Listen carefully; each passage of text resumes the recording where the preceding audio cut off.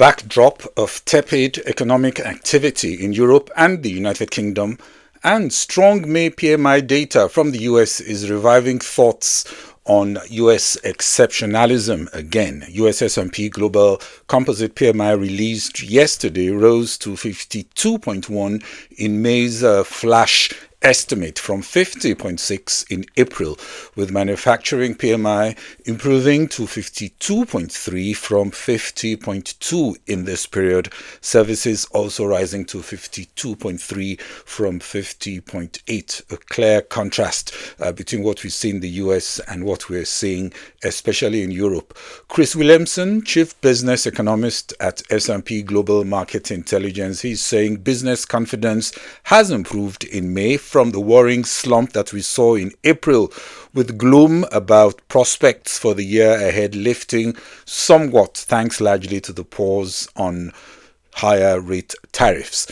On input inflation in the private sector, he also added that overall rise in prices charged for goods and services in May was the steepest since August 2022, indicative of consumer price inflation moving sharply higher. The dollar index edged slightly higher with immediate reaction to the upbeat PMI print.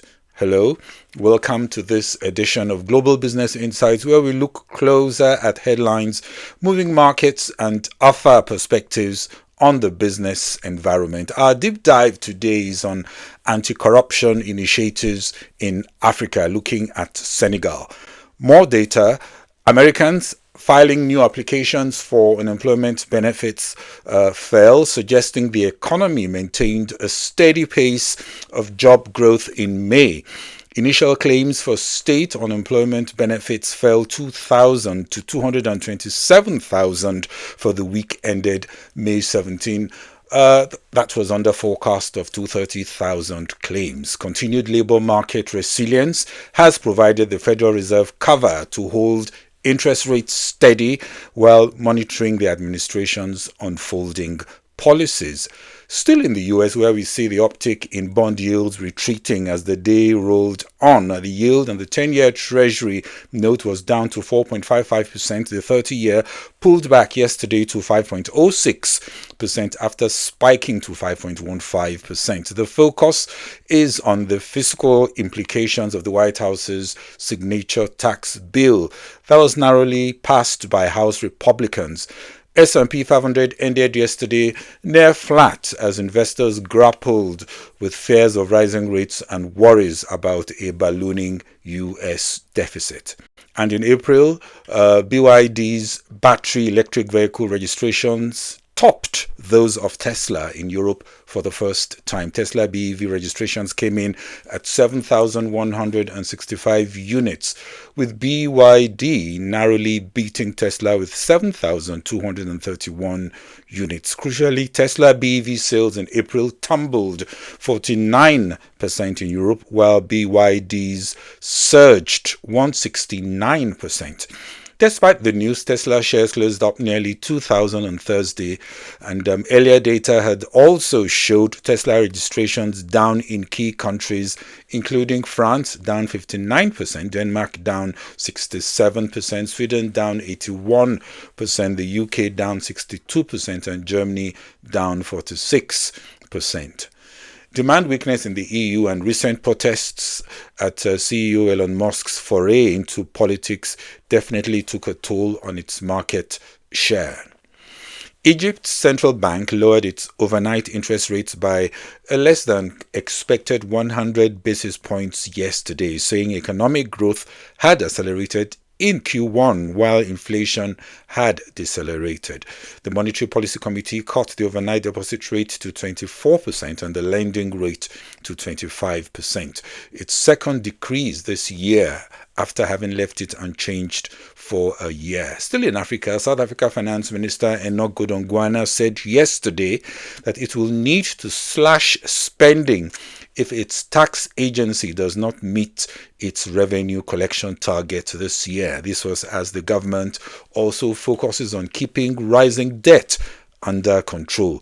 Godongwana was speaking after adjustments to the government's spending plans and deficit projections in a third budget presented to lawmakers. That was on Wednesday.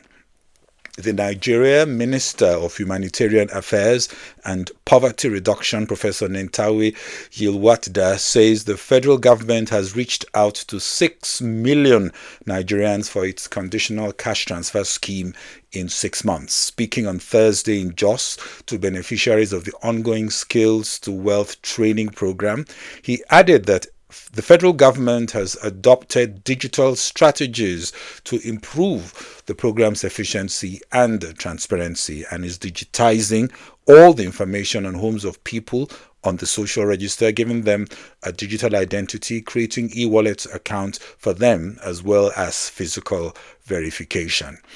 The Dangote Petroleum Refinery has revealed a new decrease in petrol pump prices nationwide, with the updated prices now between 875 naira and 905 naira per litre.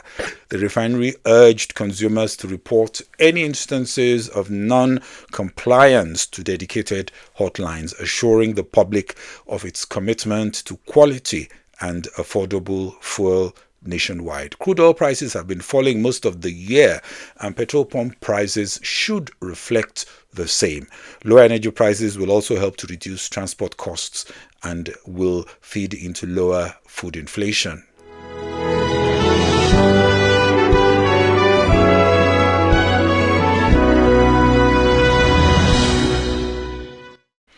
Today's deep dive is on the anti-corruption drive pushed by 45-year-old President Bassirou Diomaye Faye in Senegal, where the former mining minister Aïssatou Sophie Gladima has been charged with embezzlement in an expanding anti-corruption drive targeting senior figures from the previous administration of former President Macky Sall. She is accused of embezzling over $330,000 from a COVID-19 relief fund meant to support miners affected by the pandemic. Gladima is the first official in the current crackdown to face pretrial detention and the third Sall-era minister to be charged within the past 3 days. I would be broad in my observations as the case is in early stages. That's the court process is still ongoing. Still, there are some common observations on fighting corruption in Africa, and 3 main points come to mind. First, most corruption is unveiled after a change in leadership, especially a ruling party change. This suggests that corruption is often sponsored at highest official levels, and a change at the top frequently exposes crooked transactions, but rarely are replaced leaders, the patrons of the corrupt, ever accused, talk less of found culpable.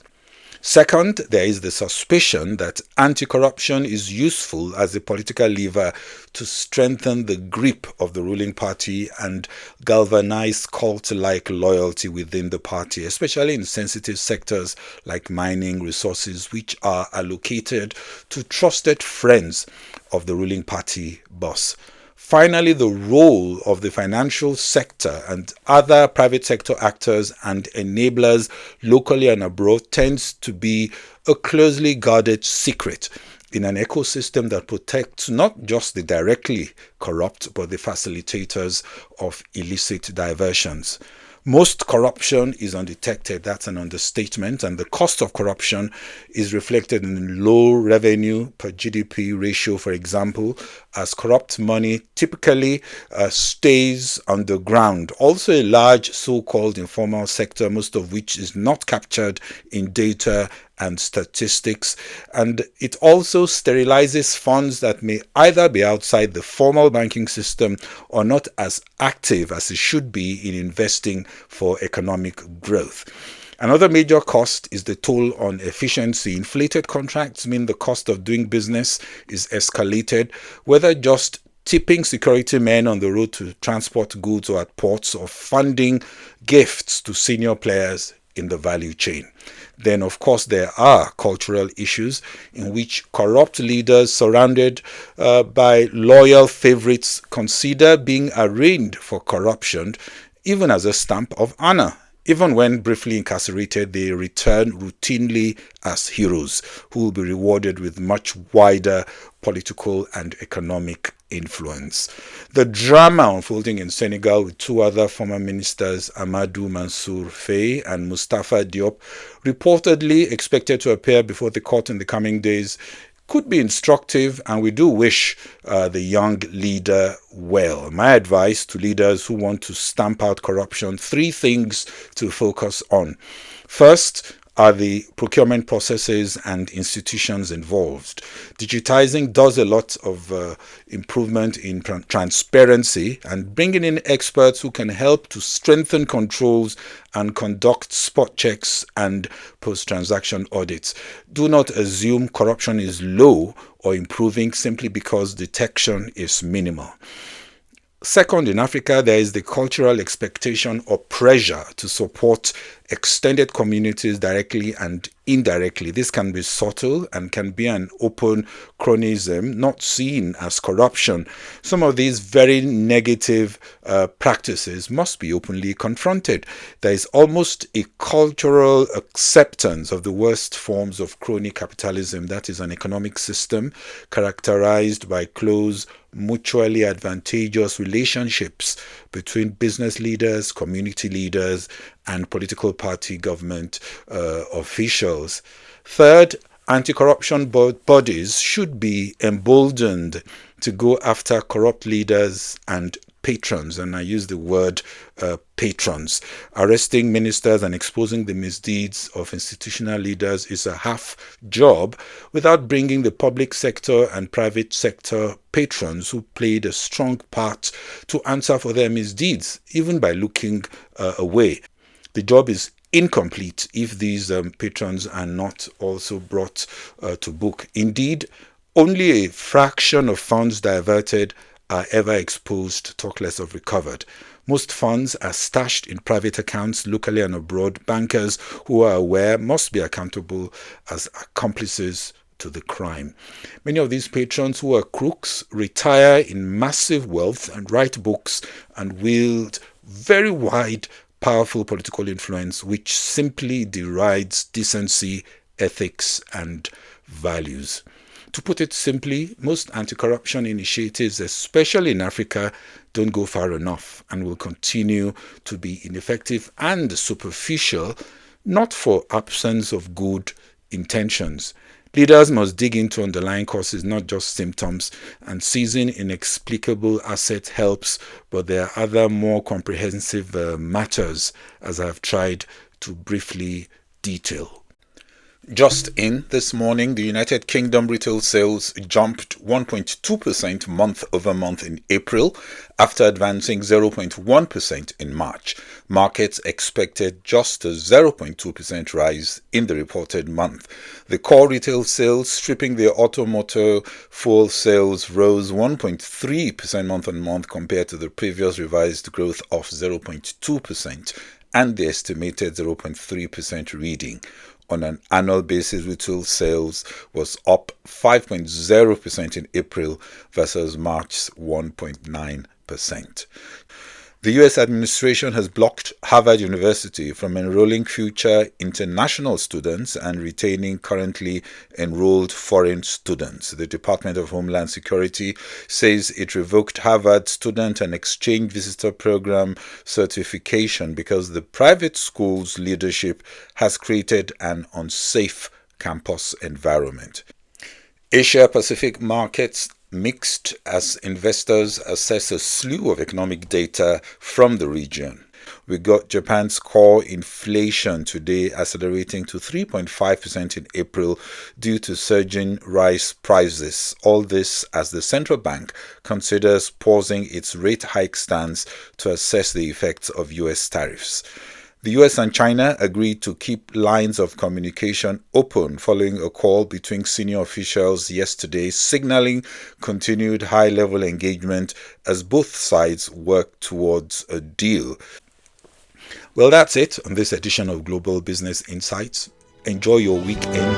Thanks for watching. This is Bode Oshosami.